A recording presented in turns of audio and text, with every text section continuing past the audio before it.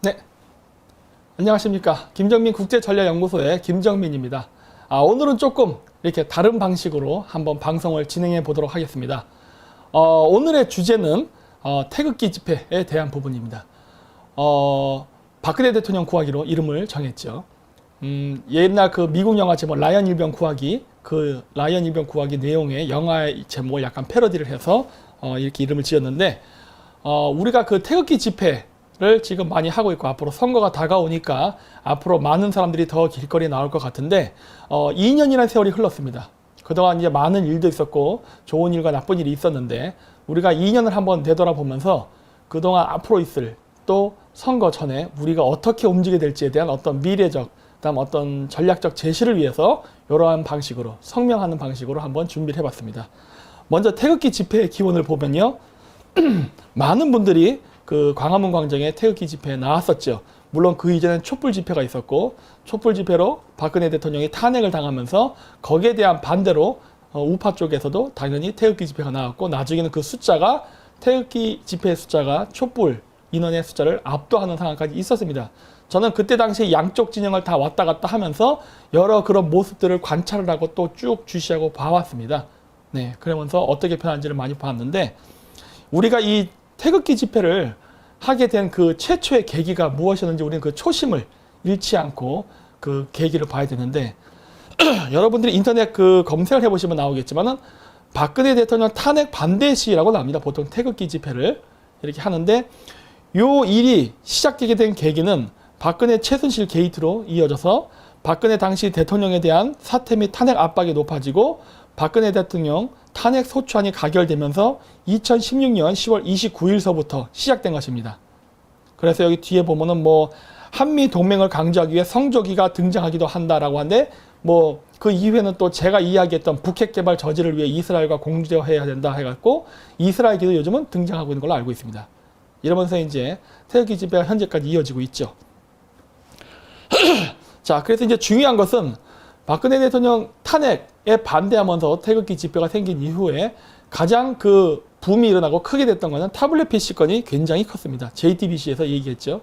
그랬는데 이 JTBC에서 이야기했던 타블렛 PC의 뉴스 보도가 뭔가 오보가 상당히 많았습니다. 타블렛 PC의 입수경이라던가 그 타블렛 PC의 화면이라서 보여주는 것들이 실질적으로는 타블렛 PC가 아닌 경우도 굉장히 많았습니다. 그래서 거기에 대해서 변희재 씨가 의문을 제기하면서 이 부분에 대해서 이의를 제기하고 방송도 하고 책도 썼다가 감옥까지 가는 그런 일들이 있었죠. 자, 그랬는데 이 탄핵 이 반대 시위를 하면서 많은 사람들이 모였는데 거기에는 제가 여기 시위 그 논란이라는 부분에 시위 동원이라고 있는데 이 부분은 미리 기억해 두십시오. 왜냐하면 제가 좀 이따 뒤에서 말할 거기 때문에. 그런데 2017년 1월 26일 JTBC 뉴스룸이 박사모, 어버이연합 등 박근혜 대통령 탄핵 반대 시위에 참여하는 보수단체들이 돈을 주고 시위자를 동원한다는 증언을 보도했으나 태극기 집회 참여단체들은 이를 전면 부인했다. 제가 여기서 지금 말하고자 하는 포인트는 돈을 받았냐 안 받았냐가 아니라 여기 나오는 단체의 이름입니다. 특히 주목해야 될 것은 어버이연합이죠.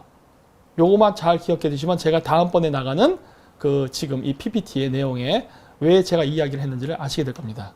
자, 그래서 2년 동안 있었던 태극기 집회에서 나왔던 주요 어젠다들은 박근혜 대통령 탄핵, 무효, 그 다음에 반대 이런 내용이었고 타블렛 PC 조작 사건에 대해서도 많이 이슈가 됐었습니다. 그리고 현재는 문재인 대통령 퇴진 운동까지 하고 있죠.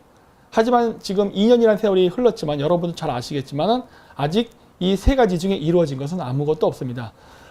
물론 아무것도 이루어지지 않은 것은 여러분들이 게을렀기 때문이 아니라 현재 살아있는 정권이 이것을 용인하지 않기 때문이죠. 왜냐하면 입법부, 사법부, 행정부가 전부 다 문재인 정권 산하에 있는데 이거를 법률적 절차로 밟아본들 아무리 재판을 해도 여러분들이 이기기는 역량이 부족합니다. 왜냐하면 여러분들은 일반 시민일 뿐이지 여러분들은 어떤 관직을 가진 공무원도 아니고 어떤 변호사 집단도 아니기 때문이죠. 물론 우리 쪽에서도 동원을 하긴 하지만 역시 그래도 힘이 붙이는 것은 어쩔 수 없는 현실입니다. 자, 그래서 저는 이 문제를 해결하기 위해서 다른 방법을 썼으면 하는 그러한 제안을 하고자 합니다. 이미 이 내용은 제가 저번 주 그 토요일 날 그 동아 면세점이었죠. 그쪽에서 있었던 태극기 집회에서 이미 했던 내용인데 다시 한번 요거를 제가 짧게 잘 화면을 정리해서 다시 만들어서 올리는 겁니다. 그래서 이것을 확산시키고자 하는 목적에서죠. 그래서 저는 그 박근혜 대통령 탄핵에 대한 무효라던가 이런 기타 등등 여러 가지 문재인 정권 퇴진 운동까지 이걸 하는 방식을 달리해서 보려고 하는데 그거를 제가 하면서 참조하게 됐던 게 바로 역사적 사례입니다. 바로 아웅산 수치 여사의 내용이죠. 물론 아웅산 수치 여사는 최근에 서방 세계와 척을 지고 좋지 않은 관계에 있습니다. 하지만 그 아웅산 수치 여사가 가택연금에서 나오고 그리고 아웅산 수치 여사를 지지하는 세력이 정권을 그 다시 쟁취하게 되는 데에는 많은 역할을 했는데 그때 서방 세계가 큰 역할을 했습니다. 일단 아웅산 수치 여사에 대해서 먼저 보면은 아웅산 수치 여사는 미얀마의 정치인입니다. 그리고 미얀마 국가자문위원회 위원이기도 하고 미얀마 외무부 장관을 역임했었는데 비폭력 민주화 운동 지도자로서 미얀마 최대 야당인 민족민주동맹의 당수입니다. 신앙이 두터운 불교 신자이며 리프토상과 샤하로프상, 노벨 평화상을 수상했습니다. 2010년까지 미얀마 군사정권에 의해 가택연금 처분을 받았었습니다. 물론 지금은 나와 있죠. 그래서 1962년 버마의 쿠데타로 사회주의를 표방하는 군정이 들어선 이후에 1988년 미얀마의 군사 독재자였던 네윈 장군이 물러났다. 아웅산 수치는 마침 그해 병든 어머니를 돌보기 위해 미얀마에 돌아와 있던 터였다. 1988년 8월 8일 오전 8시 랑군항 항만 노동자들의 파업을 신호로 민주화를 요구하는 시위가 전국에서 일어났다. 이는 888 항쟁이라고 불리며 1962년 네윈 장군의 쿠데타 이래 26년 만에 벌어진 최대 규모의 반정부 시위였다. 유혈 지난 닷새째 결국 군부는 지도부를 교체하며 정치 전면에서 물러났다. 그러나 실각 위기를 기회로 삼아 1988년 9월 18일 소마웅 장군의 신군부가 다시 군데타를 일으켰다. 무자비한 학살로 신군부는 정권을 재장악했다. 그달 말인 9월 24일 아웅산 수치를 총비서로 민족민주동맹이 만들어졌다 등등으로 해서 항쟁을 했었고 그 이후에는 어떻게 됐냐면 1990년 총선에서 아웅산 수치가 이끄는 민족민주동맹이 압승을 거뒀으나 군사정권은 정권 이양을 거부한 채 독재체제를 이어나갔다.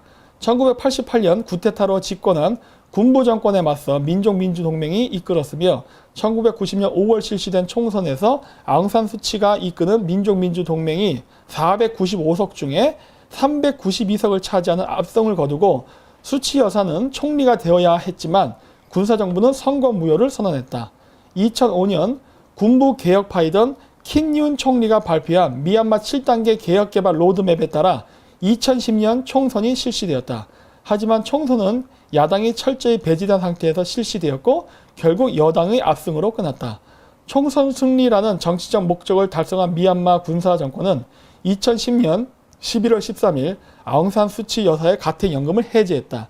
2011년 5월 30일 양곤저택에서 홍콩대 학생 및 교직원들과 가진 화상대회에서 미얀마 정치 투어에 나설 계획을 밝히기도 했던 아웅산 수치는 6월 19일 20년 만에 자유의 몸으로 66회 생일을 맞았다. 이 자리에서 아웅산 수치 여사는 NLD 민족민주동맹에서 조촐한 생일 파티를 갖고 내 소원은 미얀마의 평화와 안정이라고 말했다. 라고 해서 이 아웅산 수치 여사는요, 그 미얀마가 군부 쿠데타에 의해서 정권이 계속 그 군부 독재 세력 하에 있을 때 민주화 운동을 했던 여인입니다.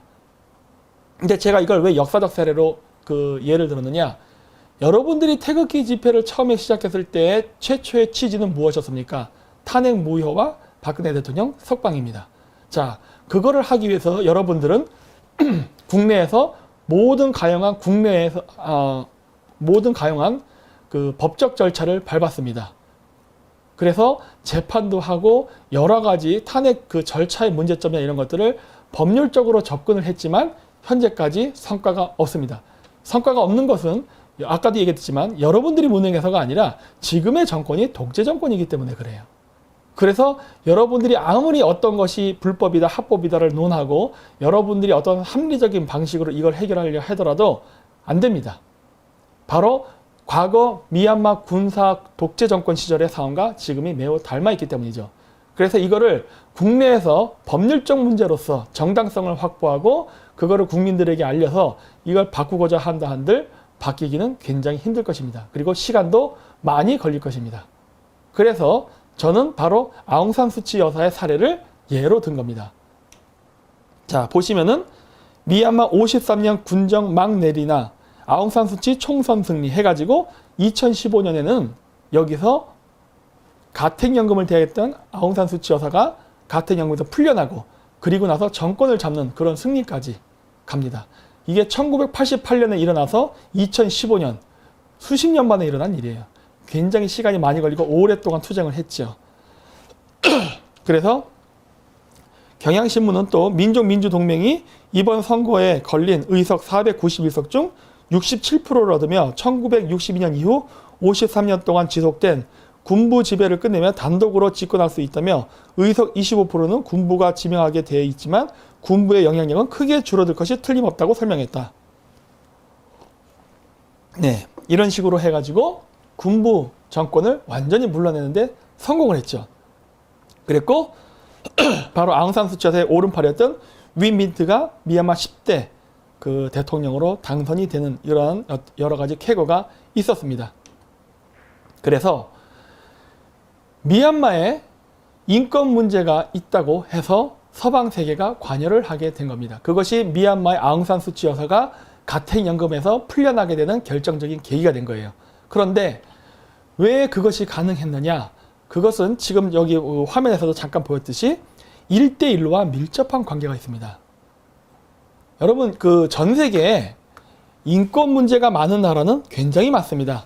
뭐 미얀마가 아니더라도 아프리카, 남미 어마어마하게 많은 국가들이 인권 문제로 골머리를 앓죠. 많은 국민들이 거기에 고통을 당하고 있고. 하지만 이 모든 사람들을 다 구제하기는 어렵습니다. 왜냐? 돈이 들고 인력이 들고 시간이 드는 문제예요. 그리고 이러한 국제정치라는 환경 속에서 국제정치가 도덕을 기준으로 결정하는 경우는 별로 없습니다. 제가 봤을 때. 물론 명분은 그렇게 얘기하지만 실질적으로는 어떤 경제적, 군사적 아니면 전략적 이익이 있을 때 그 나라의 인권이라던가 어떤 민주화 운동에 관심을 갖게 되는 게 어쩔 수 없는 국제정치의 생리입니다. 그렇다면은 민주화에서, 이 동남아시아에서 미얀마의 아웅산 수치 여사의 인권에 대해서 서방 세계가 왜 관심을 가졌느냐? 바로 1대1로 때문입니다. 중국이 경제 성장을 하면서 그 세력을 팽창하기 위해서 중국 주변 국가들의 역사를 조작하고 경제를 잠식하고 정치인들을 매수하면서 친중 정치인을 만드는 행위를 지금까지 해오고 있습니다. 1991년 소비에트 붕괴 이후로. 그런데 당시 미국은 모든 관심이 동유럽과 중동에 있었습니다. 소비에트가 붕괴됐던 초기 당시에는. 그랬기 때문에 중국은 미국의 관심이 다른 데 있는 틈을 이용해가지고 동남아시아로 세력을 확장해 나갔죠. 그랬으나 이제는 미국이 중국의 팽창을 견제해야 될 시기가 왔기 때문에 중동이라든가 동유럽에 대한 관심보다는 지금 아시아 쪽으로 시선을 돌리게 됐습니다. 이게 오바마 행정부 말기서부터 일어난 일이죠. 그래서 이 1대1로 확장을 막기 위해서 미국이 이 동남아시아에 관심을 가질 때 주목했던 나라 중에 하나가 바로 미얀마입니다. 영토도 크고 자원도 많고 그 다음에 전략적으로 매우 중요한 위치이기도 하죠. 그래서 미얀마의 친중 군부 세력들이 지금 정권을 장악한 이 미얀마를 미국과 뜻을 같이 할 수 있는 그러한 어떤 친미 정권이 생기기를 희망을 했죠. 그랬는데 그때 가장 유용하고 상징적인 인물이 바로 아웅산 수치 여사였습니다. 그래서 친중 군부 세력들에 의해 미얀마가 압제를 당하고 미얀마 경제가 거의 중국인에게 다 넘어갔거든요. 그래서 그러한 암울한 경제 상황, 이런 거에 대한 서방 세계의 구원의 손길이 뻗치면서 먼저 인권 문제가 거론이 된 겁니다. 그러면서 인권 문제가 이야기 나오면서 인권 문제에서 가장 상징적인 인물이었던 아웅산 수치 여사가 주목을 받게 되고, 그러면서 이러한 서방 세계의 주목이 부담이 됐던 친중 미얀마의 군부 세력들은 아웅산 수치 여사를 여러 가지 핑계를 대면서 뭐 선거에서 이겼으니까 라든가 뭐 이런 명분으로 해가지고 가택연금 해지를 하게 되죠. 그러면서 노벨 평화상도 받고 여러 가지 일들이 생기게 됩니다. 그래서 저는 이러한 그러한 국제사회가 미얀마에 개입하게 된 사례를 우리나라에 적용하면은 우리나라도 희망이 있지 않을까라는 걸 생각하게 된 거예요. 여기 보이시는 이 색깔이 칠해진 부분이 지금 중국에 영향력을 끼치려고 하는 부분입니다. 1대1로 의해서. 이 당시만 해도 한국은 포함이 안 됐지만 이제 한국도 포함을 시키고 있습니다. 중국이. 북한과 남한을. 왜냐하면 문재인 정권이 그걸 원하기 때문에. 자, 그래서 1대1로에 직간접적으로 참여하는 국가의 숫자는 이렇게 많습니다. 이랬기 때문에 서방 세계가 중국의 팽창에 대해서 긴장을 하게 되고 그러면서 개입하기 시작한 거예요. 그러면서 미얀마가 어디 있는지 아시죠? 미얀마는 여기 인도와 태국 사이에 있는 나라, 요 큰 나라입니다. 요 나라. 여기 미얀마입니다. 바로 1대1로의 중앙에 있는 나라예요. 그래서 이 중간에 있는 나라를 커트를 하면서 중국의 팽창을 막으려는 그러한 여러 국제 전략적 고려 속에서 미얀마의 인권 문제가 대두가 되고 그리고 미얀마의 인권을 회복시킬 수 있을 상징적인 인물이 아웅산 수치 여사의 가택연금 해제, 노벨 평화상 수상 등을 통해서 스타로 만들어지면서 키워준 겁니다. 결국 그러한 작전을 성공해서 친중 군부 정권은 결국 선거에 지고 물러나게 되죠. 이러한 일들이 있었습니다. 물론 그 이후에 아웅산 수치 여사의 그러한 그 정책이라든가 이런 것들이 서방 국가랑 많이 부딪히는 면이 있긴 했지만 어쨌든 제가 참고하고자 하는 부분은 바로 이 앞쪽의 이야기입니다. 우리나라가 현재 그 문재인 겉으로는 민주화라고 얘기하지만 속으로는 종북 정권 아닙니까? 이 친북 정권의 그러한 독재적 행위를 우리가 타파하고 그 다음에 중국의 영향력에 의해서 쫓겨난 박근혜 대통령을 다시 명예를 회복시키는 일을 하기 위해서는 반드시 우리도 외부 세계로부터의 지원이 필요한데 이 외부 세계로부터의 지원을 받게 된다면 우리가 원하는 것을 이룰 수 있지 않을까라고 생각한 거예요. 그렇기 때문에 여러분들이 밖에서 태극기를 들으면서 한 손에는 성조기를 드는 거 아니겠습니까? 바로 국제사회로부터의 개입을 희망하는 거 아닙니까? 이건 내정 간섭이 아니라 국제사회로부터의 구원이라고 봅니다. 왜 그러느냐? 6.25 전쟁 때 연합국이 들어온 것은 내정 간섭이 아니라 바로 민주주의를 지키기 위한 우방국가로부터의 원조였기 때문이죠.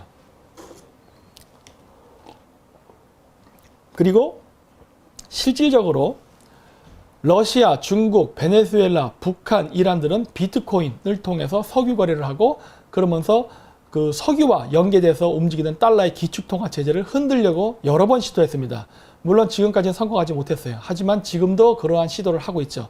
바로 이러한 복잡한 국제관계 메커니즘 속에서 미얀마의 아웅산 수치 여사가 구제를 받은 것이고 그리고 민주화 정권이 탄생한 거예요. 저는 바로 이러한 사례를 우리나라가 적용을 해야 이번 사태를 해결할 수 있지 않을까라고 본 겁니다. 미얀마 내에서 부정선거에 대한 거 아까도 보여주셨지 않습니까? 친중 군부 세력들이 선거에서 민주화 세력이 이겼음에도 불구하고 그걸 다 무시하고 선거를 무효화한다든가 이런 불법적 행위가 굉장히 많았어요. 당연히 그 사람들은 거기에 대해서 이의를 제기하고 투쟁을 했겠죠. 그럼에도 실패한 겁니다. 그리고 나서 2015년이나 돼서야 결국 권력을 가질 수 있게 된 거죠. 50년이라는 시간이 흘렀지 않습니까? 그거 왜 안 됐습니까? 국내 문제를 국내 이슈로 해결하려 했기 때문에 안 됐던 겁니다. 왜? 강력한 군부 독재 세력을 상대로 일반 시민들이 할 수 있는 건 저항은 할 수 있으나 그거를 사회를 바꾼 데까지는 힘이 미진했기 때문이에요. 하지만 국제 정세의 변화에 따라서 서방 세계들이 관심을 갖고 미얀마라는 국가를 주목하기 시작하자 결국 빠른 시간 내에 바뀌게 된 겁니다. 50년 동안 못하던 거를 서방 세계가 관여하게 되면서 거의 5년 만에 가택연금 해제, 그 다음에 정권 창출까지 이어지지 않습니까?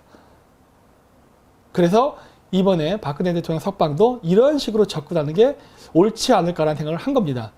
그러니까 아까도 얘기했듯이 그 이전에 있었던 2년 동안 있었던 활동이 잘못됐다는 건 절대 아니에요. 하지만 미얀마 사례를 봤을 때 우리나라도 국내 문제를 해결하려고 하면은 현 상태에서는 해결이 안 된답니다. 따라서 외부 서방 국가의 지원을 받아야 되는데 받기 위해서 우리는 어떻게 해야 될까를 생각하게 된 겁니다. 자, 그러면 제가 지금도 이야기하지만은 제가 박근혜 대통령을 구하는 방식의 하나로서 반중 친미를 이야기합니다. 아마 잘 아실 겁니다. 그리고 제가 이스라엘과 연대도 얘기해서 많은 분들이 심지어 반중 친미를 안 하겠다고 하는 태극기 부대 사람들조차도 이스라엘 깃발을 듭니다. 그거 누가 캠페인 만들어낸 겁니까? 제가 만들어낸 거 아닙니까? 북핵 개발을 저지하기 위해서는 이스라엘과의 공조가 필요하다. 그렇게 해서 확산되는 운동 아닙니까? 그렇다면은 왜 지금에 와서 태극기 집회를 하는 사람들이 반중 집회를 못할까 하는 겁니다. 그거에 대해서 제가 먼저 원인을 이야기하고자 합니다. 자, 앞쪽에 나왔던 겁니다. 태극기 집회를 하는 단체 안에는 지금도 있는지 모르겠지만 과거에 어버이연합이라는 게 있었습니다. 이 어버이연합이 굉장히 큰 역할을 하고 있다고 저는 보고 있습니다. 왜냐? 자, 요겁니다. 이게 박근혜 대통령 집권 시기에 있었던 일인데 이 사람들 박사모예요. 박근혜 대통령을 좋아하는 사람들입니다. 근데 이 사람들이 시민단체 활동을 하면서 친중 행위를 했습니다. 보십시오. 중국의 오성홍기에 절을 하다니 말이 됩니까? 여러분, 제가 반중 친미를 얘기한다고 해서 미국의 성적에 대해서 제가 이렇게 큰 절을 하기로 했습니까? 우리가 지금 반일을 하지 말고 일본과 좋은 관계를 유지하자고 얘기한다고 해서 일본 국길 앞에서 제가 이런 큰 절을 하게 됐습니까? 그런 적 없죠. 그런데 이 사람들은 왜 이런 행위를 한 겁니까? 여기도 나와 있죠. 대한민국 어버이연합 등 보수단체 회원이 시진핑 중국 국가주석 방한을 하루 앞둔 2일 오후 서울 중구 명동 중국 대사관 인근 포스트 타워 앞에서 가진 시 주석 방한 환영 기자회견에서 태극기와 오송홍기를 향해 절을 하고 있다. 2014년 7월 2일 뉴스원 기사입니다. 우파에서 이 짓을 했다는 거예요. 여러분, 우파에서 친중 행위를 한다는 게 말이 됩니까? 했습니다. 물론 이 사람들이 그러면서 박근혜 대통령 이름을 또 빌렸죠. 이런 경우 참 많죠. 자기는 누구를 위해서 뭘 한다 하면서 이렇게 자기가 하고 싶은 일을 하는 거. 나는 박근혜 대통령을 위해서 일을 합니다 하면서 결국 자기가 하고 싶은 행위를 하는 거죠. 이거 상대방 이름 팔아서 그 사람을 모욕 주는 행위입니다. 하지만 했습니다. 자, 보십시오. 이거는 제가 봤을 때 중도 사람인 것 같아요. 여기 보면 진짜 미래 예측학자들은 놀라운 구석이 있다 해서 중간에 나오는 것만 읽겠습니다. 박근혜 정부에서 보수단체가 오성홍기를 흔드는 일 상상이나 해봤는가예요. 당연하죠. 공산주의자인데 공산주의자를 지지하는 오성홍기, 즉 중국 공산당의 깃발을 한국의 반공을 외치는 우파단체에서 하라는 건 상상도 못한 일이었죠. 하지만 일어났습니다.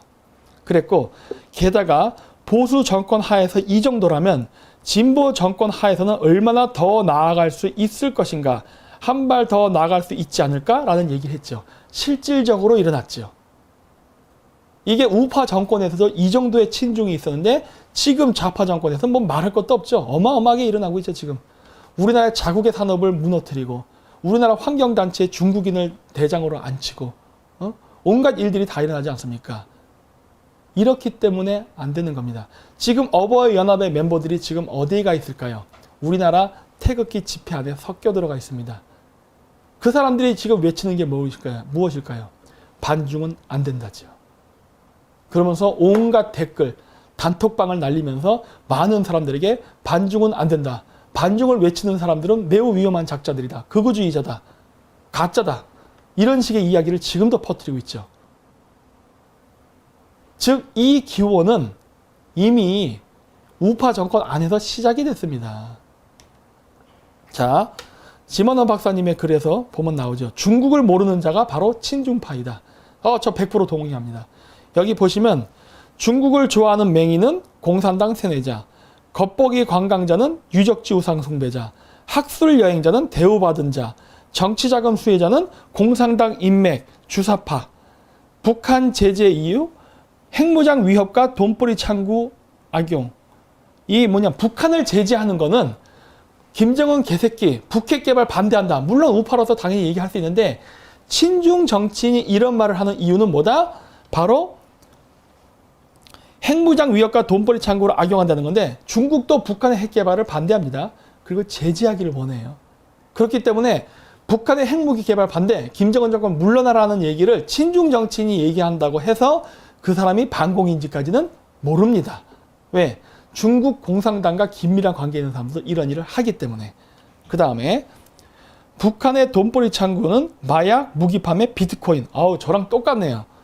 그 다음 임종성 비트코인 북한 송금은 미국이 적발했고 한국 언론 가짜뉴스로 왜곡, 청와대가 부정하고 있죠. 국민연금 비트코인 손실 투자는 위탁금융사로 위장해서 다 덮어버리죠. 그리고 또 뭐가 있냐? 국민청원에 보면 200개 김정민 처벌 요구, 이거 접니다. 청와대 국민청원에 김 박사 비트코인 가짜뉴스 유포한다 뭐 등등 이런 걸로 해서 200개의 청원이 올라갔었습니다. 누가? 친중파들이. 친중좌파, 친중우파 상관없이 어쨌든 친중파들이. 그래서 이게 많은 것들이 나와 있는데 이건 여러분들이 직접 가서 보십시오. 자, 그래서 또 하나의 재미있는 글이 있었습니다.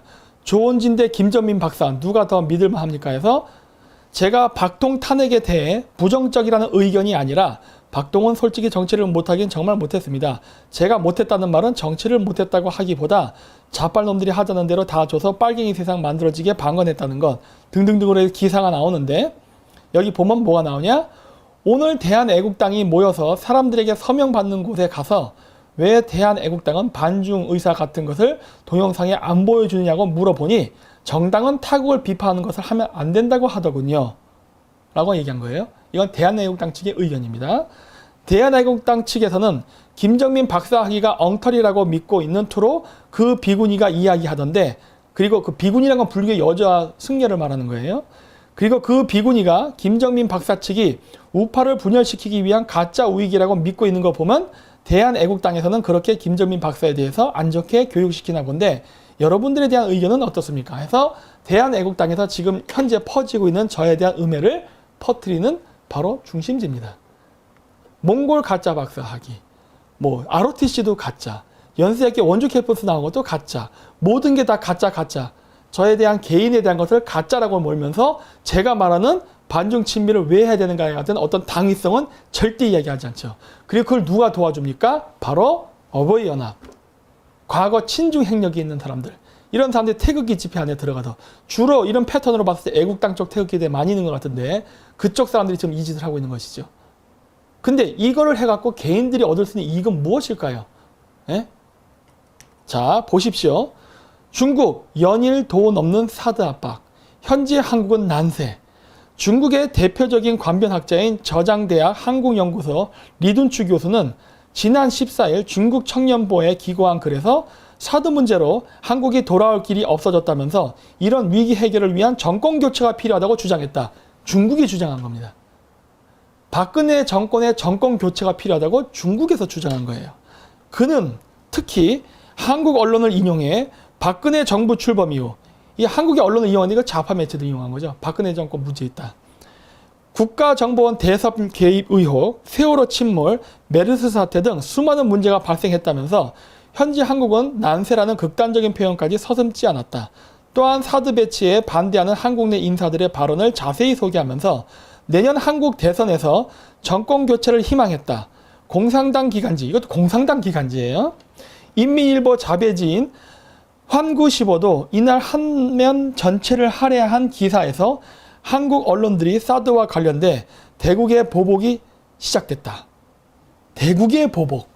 여기서 얘기한 대국이 누구예요? 중국. 그렇죠? 미쳐버리는 거죠. 대국의 보복이 시작됐다고 대대적으로 떠들고 있다면서 그러나 중국은 아직 한국에 대한 제재를 공식적으로 발표한 게 없다고 비꼬았다. 라는 얘기는 뭐예요? 한국의 언론 매체들이 중국이시여 제발 우리나라의 제재에 참여해 주십시오. 그거죠. 우리가 무슨 조선시대 4대주의 국가예요? 우리나라 대통령이 중국이 원하지 않는 사드 배치를 하려고 합니다. 대국이시여 제발 사드 배치를 할 수 없게 우리나라 정권의 교체에 개입해 주십시오. 라고 비꼬았다고 한 거예요. 왜 당신네 중국 정권, 중국의 언론은 개입하지 않느냐? 라고 비꼬았다는 내용이에요. 그래서 앞서 관영 영자지 차이나 데일리는 지난 13일 분석 기사에서 자국 전문가들의 목소리를 통해 사드 배치란 정치적 실수로 박근혜 대통령이 중국에 관해 이룩한 성과물을 지워버렸다고 주장했다. 당일 환구시보의 영문판인 글로벌 타임즈도 사드가 박근혜 대통령을 탄핵하는 데 사용될 수도 있다는 자극적인 제목의 기사를 게재했다. 사드 배치가 박근혜 대통령을 탄핵하는 데 사용될 수도 있다. 근데 진짜 탄핵이 이루어졌죠. 진짜로. 서방 언론 또한 사드 배치에 관련해 한국을 몰아세우는 중국 관영 언론의 이런 보도와 움직임을 주시하고 있다. 서방 기관은 이때부터 이미 한국에 대해서 관심을 갖기 시작했습니다. 중국이 한국의 정권을 정말 탄핵을 하고 정권 교체로 이어지게 할 수 있는가 없는가에 대해서 많이 주목하고 있었어요. 자, 그랬는데 그때 당시에 우리나라 사람들은 반중을 해야 된다고 이야기할 때 어리벙벙했죠. 제가 2016년 2월 28일서부터 반중을 해야 된다는 이야기를 한국에 와서 하기 시작했습니다. 그 이전에는 제가 해외에서 이 활동을 했어요. 그래서 여러분들이 저의 활동을 전혀 모르는 겁니다. 그랬는데 국내에 와서는 그냥 재밌게 고대사 이야기만 하다가 2016년 2월 28일 날부터 이 부분에 대해서 집중적으로 거론을 했는데 그때 당시만 해도 우리나라의 100% 우파 사람들은 반중을 왜 해야 되는지를 전혀 이해를 못했어요. 중국이 개입됐다는 얘기를 그렇게 이야기를 해도 전혀 이해를 못하고 호응도 안 해줬습니다.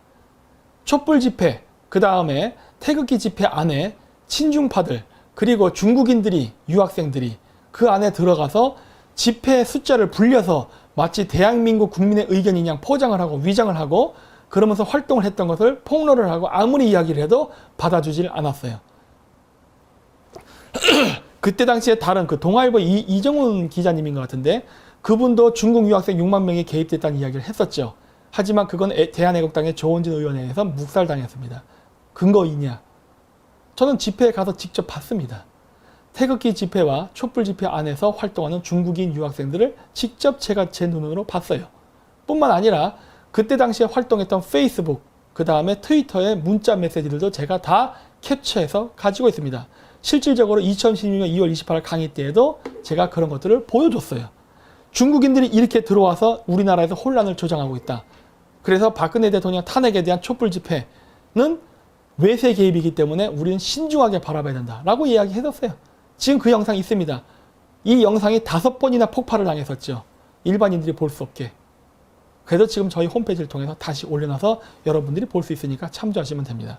그래서 이런 식으로 바로 박근혜 대통령을 구하겠다는 태극기 집회, 그렇게 반중을 안 하겠다고 하는데, 그리고 또 뭐라고 합니까? 타국을 비판하는 것은 정당으로서 하면 안 된다라는 애국당의 입장 발표와는 다르게 중국 공산당이라는 정당은 타국의 정권 교체까지 개입을 했습니다. 그런데 그러한 개입을 목도하고 있는, 그리고 그로 인해서 피해를 본 박근혜 대통령을 구제하겠다는 정당은 오히려 거기에 대해서 묵인을 하고 방해 활동까지 합니다. 어떻게 된 겁니까, 이게? 여러분들은 박근혜 대통령을 구제하기 위해서 태극기 집회에 참여하는 겁니까? 아니면 2년 동안 태극기 집회라는 건 행위를 통해서 돈을 벌기 위해서 하는 겁니까? 아니면 권력을 찬탄하기 위해서, 문재인으로부터 권력을 빼앗기 위해서 하는 정치적 권력 행사입니까? 어느 쪽입니까? 아니면 여러분들은 그러한 정치 권력자들의 탐욕에 이용당하는 겁니까? 어느 쪽인지 저는 알 수 없습니다. 하지만 여러분들이 아셔야 될 것은 여러분들이 2년 전에 했던 그 행위의 태극기 집회의 최초 목적이 박근혜 대통령 석방이라면은 여러분들은 지금 벌어지고 있는 미국과 중국의 패권 경쟁을 이용하십시오. 마치 아웅산 수치 여사가 그로 인해서 구제를 받았듯이. 아웅산 수치 여사가 가택연금에서 해제된 데까지는 굉장히 긴 시간이 필요했습니다. 왜냐? 그게 시작이 1988년이었어요. 그리고 1991년대 소비에트가 붕괴됐습니다. 1991년 소비에트가 붕괴되고 나서는 미국은 해체된 소련 연방이 해체된 그 러시아를 견제하기 위해서 중국과 긴밀한 관계를 가졌어요. 그랬기 때문에 미얀마의 친중 군부 세력이 존재했지만 미국은 미얀마의 친중 군부 세력을 견제하지 않았습니다. 왜? 중국과 좋은 관계를 유지해야 됐기 때문에. 그랬기 때문에 정권을 교체하는데 무려 50년이라는 세월이 걸렸던 거예요. 하지만 지금은 다릅니다. 박근혜 대통령이 감옥에 가게 된, 지금 현재 구치소에 가게 된 결정적인 계기는 사드 배치와 매우 밀접한 관련이 있습니다.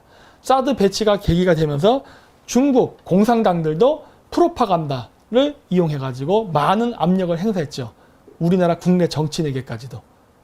그래서 그런 것들이 박근혜 대통령 탄핵에 큰 영향을 끼쳤다고 저는 보고 있습니다. 이런 여러 가지 정황적 증거들이 굉장히 많거든요.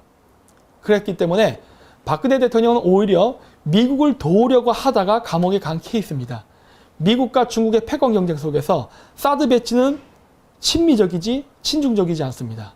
그랬기 때문에 이러한 양쪽의 그 대립 속에서 우리는 어떻게 되나 고민이 많았겠죠. 하지만 그 고민과 갈등 속에서 그래도 우리는 한미동맹을 해야 된다라는 결심이 섰기 때문에 사드 배치를 결정하면서 친미 쪽으로 선회를 한 거예요. 그러면서 탄핵을 당했고 사드 미사일 그 배치를 한 그 토지를 임대해줬던 롯데그룹은 어떻게 됐습니까? 문재인 정권에서 엄청난 공격을 받았죠. 이랬던 상황이란 말이에요. 그랬기 때문에 지금은 미중 패권 경쟁 속에서 일어난 사건이라서 미국과 서방 국제사회는 관심이 있습니다. 한국에 대해서. 따라서 아웅산 수치 여사 때처럼 50년이란 시간이 흘러야 비로소 서방이 관심을 갖고 들어오는 게 아니라 지금 당장도 가능한 겁니다. 지금 당장도. 그렇기 때문에 여기서 보면은 밑에 빨간색 쳐놨죠?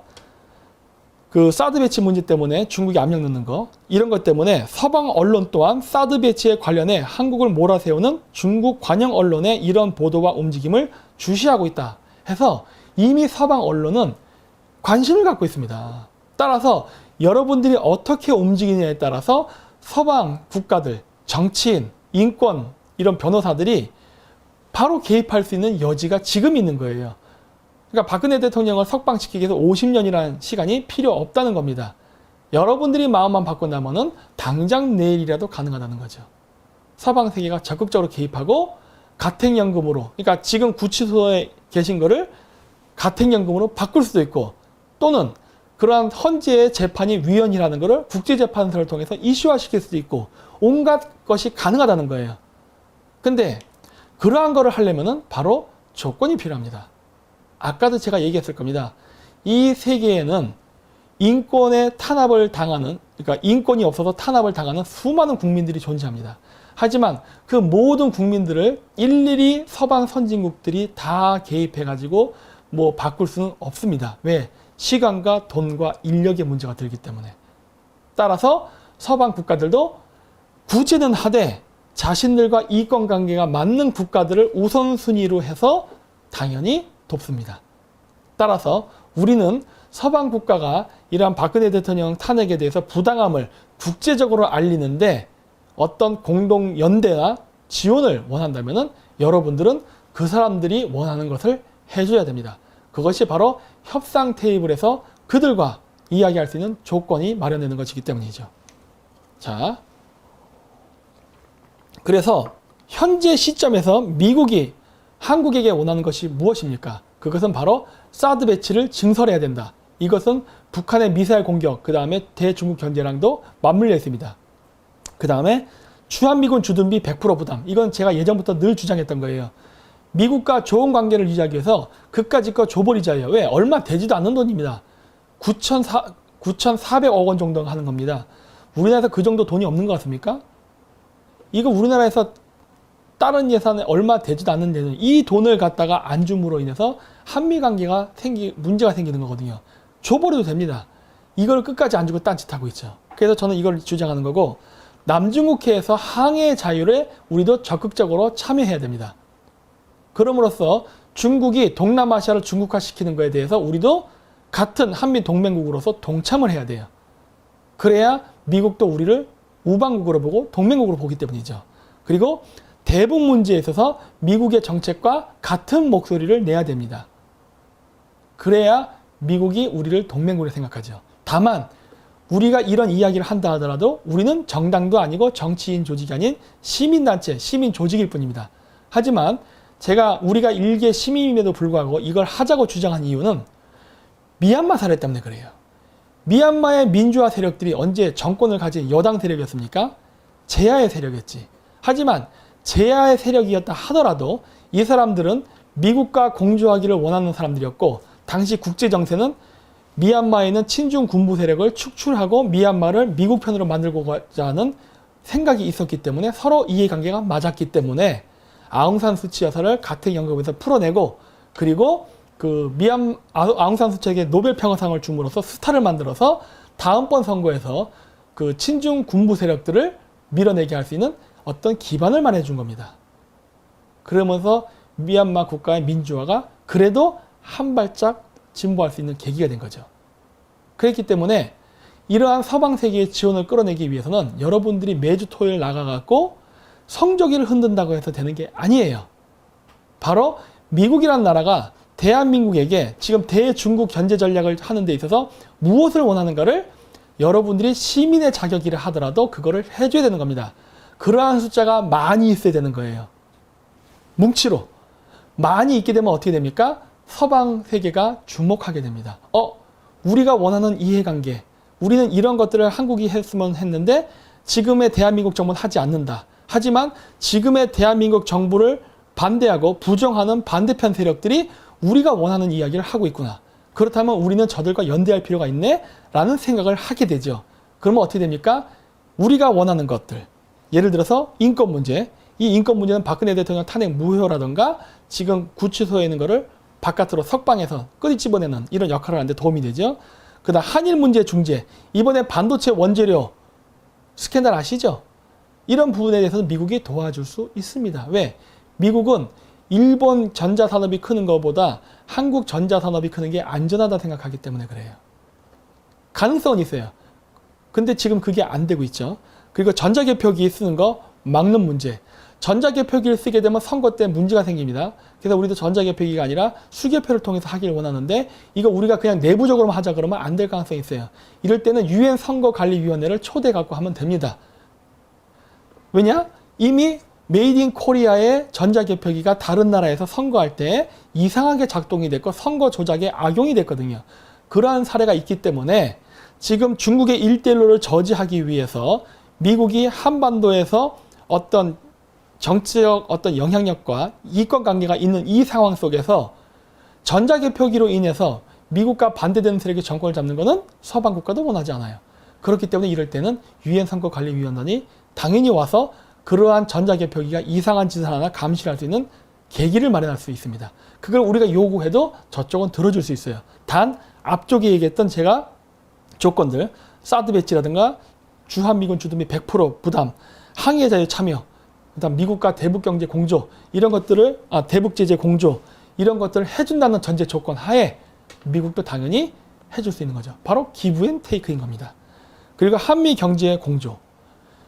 우리가 경제가 굉장히 나쁜 거는 지금 아시죠? 미국과 관계가 나빠지면서 이런 일이 발생한 겁니다. 일본과도 물론 관계가 나쁘고. 그렇기 때문에 이러한 경제를, 무너진 경제를 회복하기 위해서는 미국의 도움이 절실합니다. 우리가 미국과 손을 잡는 순간 중국 시장은 잃어버릴 수도 있어요. 그러면 어떻게 하면 되느냐? 우리가 중국에서 잃어버린 시장만큼을 미국 시장을 얻으면 되는 거예요. 왜? 미국은 중국 제품을 미국 시장에서 밀어내려 하기 때문에 그 밀어내서 비는 공백을 한국 제품으로 채운다면은 우리는 한미 공조를 하면서도 경제적으로 어려움이 없게끔 할 수 있습니다. 지금의 저 거대한 중국 경제 규모가 유지되고 있는 것은 대미 수출 때문에 그런 거예요. 중국보다 경제 규모가 작은 대한민국이 미국에만 물건을 판다면 중국이 차지했던 포션을 밀어내고 한국이 차지하기만 한다면 얼마나 많은 경제적 이득이 있겠습니까? 그렇기 때문에 반중 친미를 하라는 겁니다. 따라서 이 반중 친미를 하라는 이유는 단순히 우리나라 그 한미 군사동맹 강화, 그 다음에 미국과의 어떤 의리 이런 것뿐만이 아니라 여러분들이 2년 전에 시작했던 태극기 집회에서의 초심을 아직도 기억하고 계시다면은 박근혜 대통령 석방에도 매우 유용하니까 써먹으라는 겁니다. 그리고 반중 친미는 제가 예전에도 얘기했지만 제가 무슨 만들어 놓은 특허권이 아닙니다.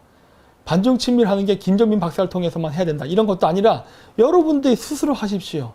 여러분들이 가지고 있는 태극기 단체와 조직 뭐 할 겁니까?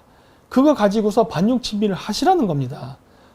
제가 뭐 태극기 집회를 따로 만들어서 하는 거 그런 것도 해도 되겠지만은 이미 여러분들은 여기에 대해서는 도사 아닙니까? 2년 동안 했으니까.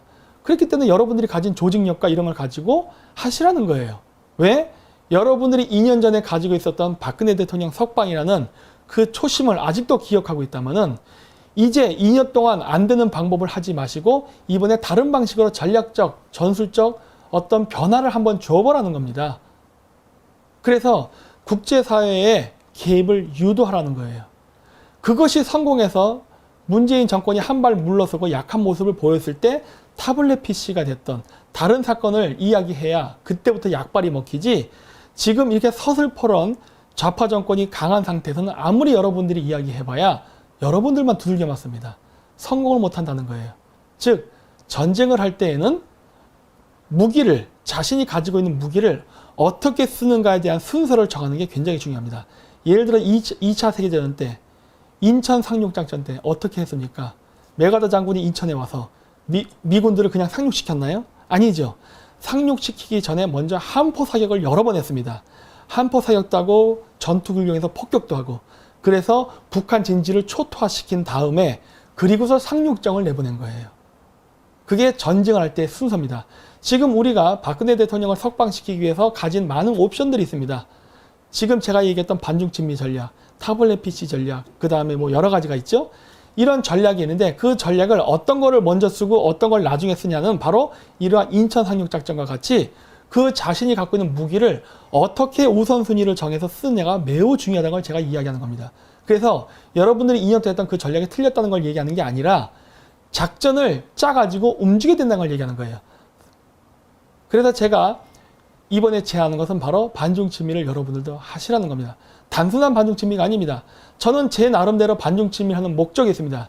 제가 원하는 반중친미의 목적은 중국을 배제시켜서 북한 정권을 무너뜨리고 남북 통일을 하고, 그리고 중국이 더 이상 우리나라를 괴롭힐 수 없게 중국을 약화시키는 전략을 하는 차원에서 반중친미를 얘기하는 거고, 여러분들이 제가 얘기하는 반중친미를 받아들일 때는 여러분들이 그토록 원하셨던 박근혜 대통령 석방을 위해서 국제사회의 개입을 끌어내는데 쓰라는 활용의 카드로서 말하는 겁니다.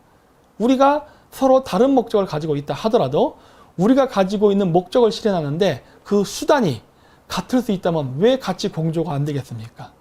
그래서 여러분들에게 앞으로 태극기 집회도 이런 걸 많이 써주셨으면 하는 바람에서 오늘 이렇게 제가 하지도 않던 이런 양복을 입고 이게 약간 성명 발표식으로 오늘 강의를 하게 됐습니다. 그래서 제가 광고를 일부러 뒤에 붙였습니다. 그 반중친미를 하는 미국의 유튜브 있습니다.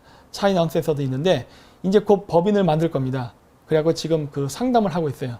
그래서 이제 미국 법인이, 한국 법인이 생기게 되면 이제 법인 통장이나 이쪽으로 이제 후원금이 들어가니까 그쪽으로 해주시면 되고, 그 이전까지는 그 번역을 해주시는 분이 개인 계좌로 들어가니까 일단은 임시로 이쪽으로 많이 후원을 해주십시오. 그래야 이 돈을 가지고 차이나 언센서드에서 중국 공산당이 전 세계에 어떠한 만행을 저지르는가를 여러분들에게 알려줄 수 있게 한글 자막을 작업하기 때문입니다. 그래서 많은 지원을 해주시고요. 그 다음에 7월 20일 토요일에는 파룬궁 법륜공 사람들이 그 서울광장에서 반중국 공산당 집회를 합니다. 중국 공산당을 규탄하는. 물론 여러분들은 파룬궁 신자가 아닙니다. 저도 아니에요. 하지만 저는 중국 공산당을 쓰러뜨린다는 그 목적에 있어서만큼은 방향성이 같기 때문에 저는 지금도 도와줍니다. 지원을 많이 하려고 하죠. 제가 할 수 있는 건 뭡니까? 방송에서 말 한번 하는 거예요. 그리고 뭐 집회 있으면 나가서 연사로도 씁니다. 그보다 중국 공산당을 비판하는 걸 하죠. 여러분들은 저처럼 안 하셔도 돼요. 저처럼 아예 중국 CC 카메라가 전부 보고 있는 상황 속에서, 중국 공안들이 감시하는 상황 속에서 저처럼 나가서 중국 파룬군을 지지해주고 중국 공산당을 비판하는 연설을 할 필요까지는 없습니다. 하지만 이러한 단체 집회했을 때 여러분들이 머릿수 하나 보탬을 해줌으로써 중국 공산당을 압박하고 우리나라에서 우리나라 정권을 자기 마음대로 교체를 하고 좌지우지 흔드는 이런 짓을 못하게 하는 데는 굉장히 큰 도움이 되리라 생각되기 때문에 여러분들에게 시간이 되시면 협조를 해달라고 부탁하는 겁니다. 저는 파룬궁 신자 아닙니다. 저를 보고 뭐 증산도라는데 뭐 이러한 소리 하는데 아니에요. 그러니까 그런 것과 상관없이 중국을 견제하고자 하는 목적에서 하는 거기 때문에 협조해달라는 겁니다. 네, 그래서 오늘 이 박근혜 구하기 이 방송은 이걸로 마치도록 하겠습니다. 네, 끝까지 시청해 주셔서 대단히 감사합니다. 안녕히 계십시오.